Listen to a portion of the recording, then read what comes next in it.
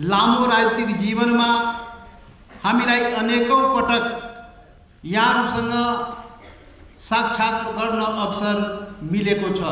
तर आज फरक परिस्थिति बीच मुलुकको जल्दो बल्दो तत्कालिक र दीर्घकालिक विषयहरूमाथि हाम्रो विचार सम्प्रेषण गर्न यहाँहरूसँग साक्षात्कार गर्दछौँ। वर्तमान विश्व परिस्थितिलाई विद्वानहरूले ठूलो अनिश्चितता र भ्रमको युग भनेको छ, जुन हामी माझ ठूलो अविश्वास र शंका उत्पन्न गराउँदै नेपाली आकाशमा पनि मडारिरहेको छ।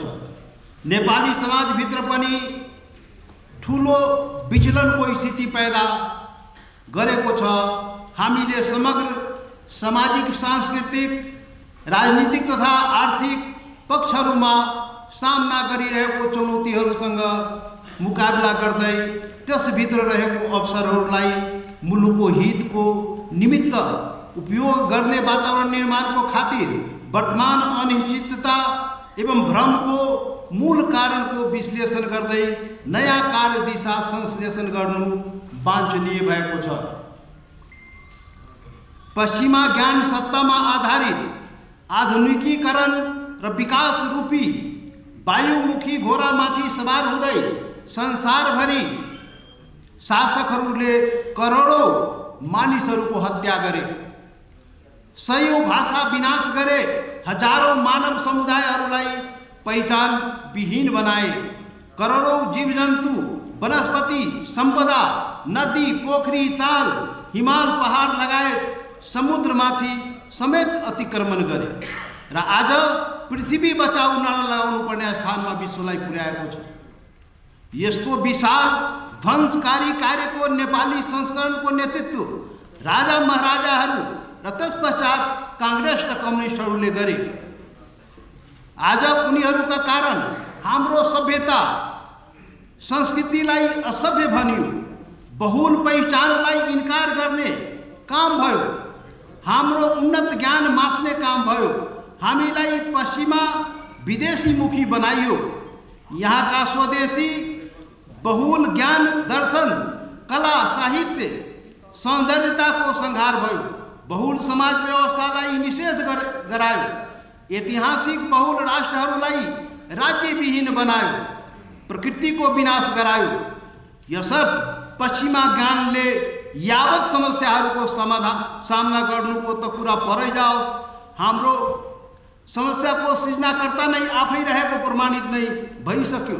अतः अब पूर्वीय सभ्यतामा आधारित रहेको स्वदेशीय दर्शन मार्फत स्वदेशवादको पुनर्स्थापन जरुरी भइसकेको छ।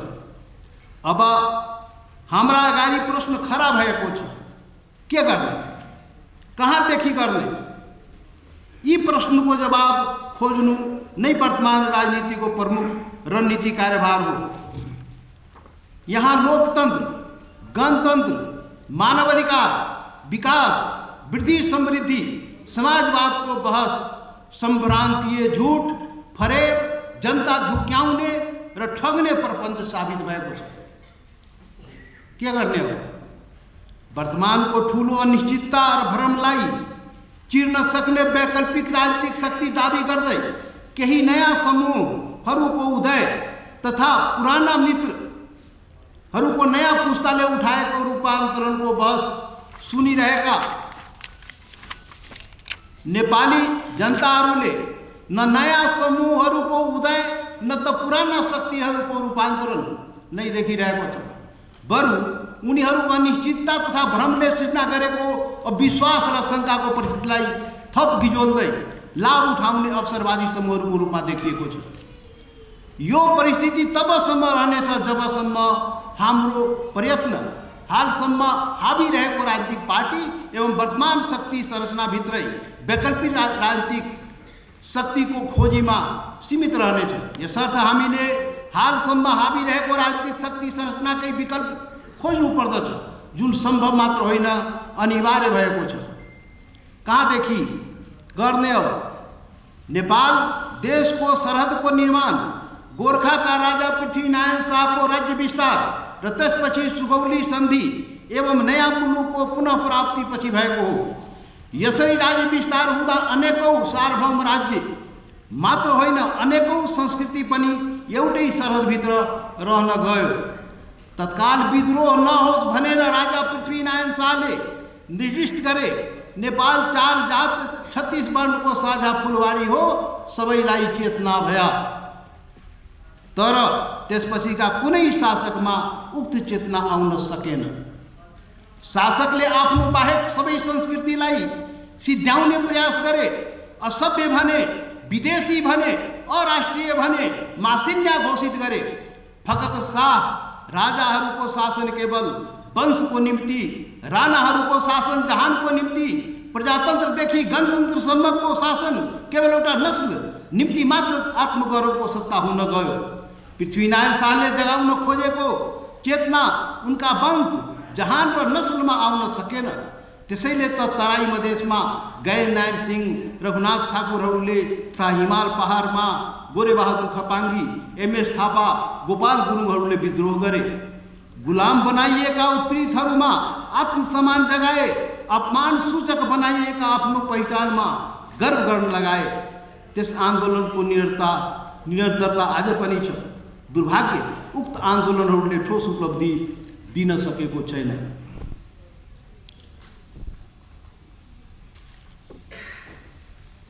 संविधान निर्माणको क्रममा भएको ऐतिहासिक मधेस थरुवाट आन्दोलनलाई पहाड विरोधी, जातीय, सांप्रदायिक, आपराधिक, भारतद्वारा सञ्चालित आन्दोलन जस्ता कुनियतका साथ कुप्रचार गरी यसै बहानामा दुश्मन देशका दुश्मन नागरिक सरह बर्बरतापूर्वक दमन गर्दा पनि 6 महिनासम्म जनताले प्रतिरोध गरिरहे, बलिदान दिइरहे। तर मधेस थरुवाटका जनताको दुःखद हार भयो। आन्दोलन तुहिन गयो। मुस्लिम, दलित, पिछड़ा वर्ग लगायतको सामाजिक न्यायको आन्दोलन पनि अगाडि बढ्न सकेन। निरन्तर आन्दोलनरत रहेका लिम्बुवान लगायत अन्य आदिवासी जनजातिहरूको पहिचानवादी आन्दोलन पनि सफल हुन सकेन। उपरोक्त सबै आन्दोलनहरू एकल नस्लीय शासन व्यवस्था विरुद्ध थियो। तर त्यस विरुद्ध गरिएका आफ्नै आन्दोलन पनि एकल यायामिक थियो।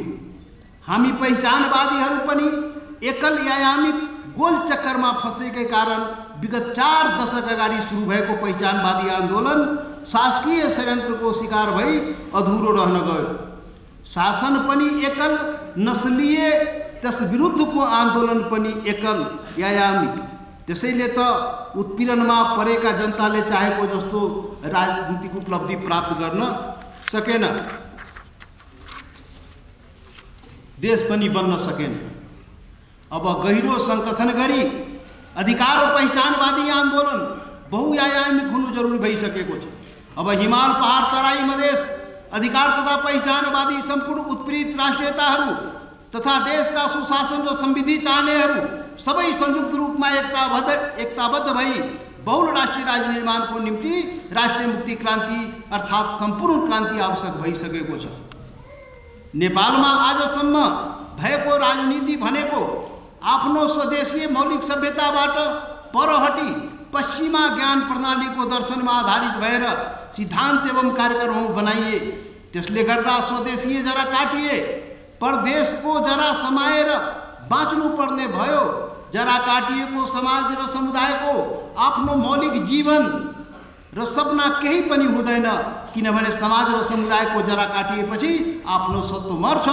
समाज र समुदायको जीवन, सपना र सत्व हराएपछि तो देश र तो देशका समाज र समुदायको इतिहास, सभ्यता, संस्कार र संस्कृतिप्रति चासोको विषय बन्दैन र समाजका युवा पुस्ताको जीवनको अवस्था परशासन र परनिर्भरतामा पुग्ने मात्र होइन कि त्यही नै सपना बन्न थाल्छ। राजनीतिक हिसाबले नेपाली समाज यो दोसाँधबाट लामो समयदेखि गुज्रिरहेको छ। परिणामतः युवाहरू विदेश पलायन भइसकेका छन्। दिनानुदिन पलायन हुने क्रम तीव्र गतिमा जारी छ। यो कुनै प्राविधिक समस्या मात्र नभएर गम्भीर दार्शनिक एवं वैचारिक राजनीतिक समस्या हो। नेपाली जनताको सत्व र ग्रहण गरेको राजनीति दार्शनिकी बीच गहिरो खाडल छ र नै यति बेला नेपाली समाज सबैजना सबैसँग लडिरहेका छन्। त्यो समस्या भनेको एकातर्फ नेपालमा आयातित र औपनिवेशिक मार्क्सवाद र पुँजीवादी ज्ञान सत्ताको उदयले नेपाली समाजको स्वदेशीय जरा काटिएर भएको हो भने अर्कोतर्फ नेपालको राजनीतिमा पश्चिमा ज्ञान मीमांसको राजनीतिक हतियार बोकेर स्थानीय मौलिक सनातन सभ्यता इतिहास र मूल्य मान्यताहरू भत्काउने दलको रूपमा मूलत मार्क्सवादी र उदारवादी बनाउँदाहरू नै हुन्। त्यसैले त नेपालको संविधान 2072 राजनीतिक सैद्धान्तिकी र वैचारिकी पश्चिमा ज्ञान सत्ताको जगमा जारी हुन पुग्यो। यसर्थ वर्तमान नेपालको सङ्घीय लोकतान्त्रिक गणतन्त्र औपनिवेशिक छ, परशासित छ, परनिर्भर छ र यसले आम नेपाली जनताको सत्व र स्वाभिमानलाई बोक्न सकेन र सक्दैन पनि। परिणाम त राज्य सत्ताको स्थिरता छैन, देश विकासको निरन्तरता छैन, सांस्कृतिक राष्ट्रवाद निर्माण हुन सक्दैन, सार्वभौम र स्वतन्त्र देशको हैसियतमा राष्ट्रिय दृष्टिकोण बन्न सक्दैन। देश र जनता प्रशासित परनिर्भर बनाइयो मात्रै होइन, निरन्तर नेपाली समाज खण्डित भएर गइरहेको छ। हामीले स्पष्ट रूपमा देखिरहेका छौँ कि राज्य र समुदायबीच अलगाव र सम्बन्ध विच्छेदको मनोविज्ञान तीव्र रूपमा बढिरहेको छ। यसलाई नरोक्ने हो भने देश गम्भीर दुर्घटनामा कुनै पनि बेला फस्न सक्छ। यो दलदलबाट मुलुकलाई निकाल्न अनिवार्य बन्न गएको छ। देशमा एकल राष्ट्रिय राज्यको चिन्तन सोचबाट संविधान निर्माण र राज्य सञ्चालन भइरहेको कारणले नेपाल सबै नेपालीको लागि बन्न सकेन। नेपाली समाजको सत्वसँग मेल नखाने यिनीहरूको वैचारिकी धाराशायी गराएपछि मात्र स्वदेशीय सभ्यताको आत्मिक जगमा बहुल राष्ट्रिय राज्यको निर्माण सम्भव छ। नेपाल राज्यको प्राकृतिक सत्ता भनेको बहुल राष्ट्र राज्य हो र सोतर्फ नेपालको राज्य स्वाभाविक रूपले अगाडि बढ्छ नै। तसर्थ देशको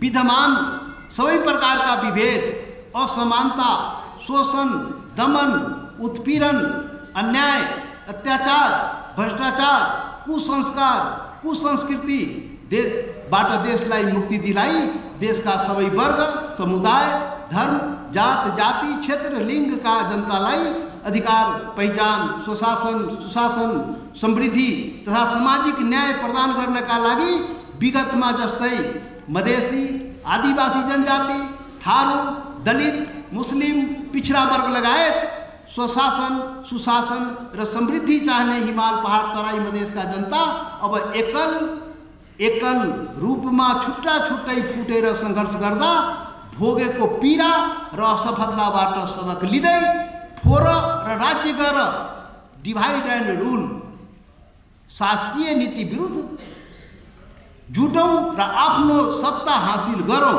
अभियान तहत सबै मिली एकताबद्ध भई राष्ट्रिय मुक्ति क्रान्ति गर्नुको विकल्प नै रहेन। यही क्रान्तिले देशमा सबै नेपालीका लागि शासन र संविधानमा परिवर्तन ल्याउनेछ र नेपाल सबै नेपालीका लागि निर्माण गर्नेछ। अबको आगामी क्रान्ति कुनै एक दल वा कुनै एक पीडित समुदायबाट सम्भव नै छैन। तसर्थ विद्यमान सम्पूर्ण परम्परागत पार्टीबाट माथि उठी औपनिवेशिक चिन्तन सोचको प्रभावलाई तिलाञ्जली दिएर सम्पूर्ण उत्पीडित जनता जुटेर उठेर हाम्रो देशको गौरवशाली वैभव प्राप्त गर्न सम्भव छ। यसको निमित्त यस नवीन युगका नवीन नेपाल निर्माण निम्ति युगीन अभियानमा सरिक हुन सम्पूर्ण नेपाली दाजुभाइ दिदीबहिनीहरूमा सादर आह्वान गर्दछु। धन्यवाद। जय मातृ।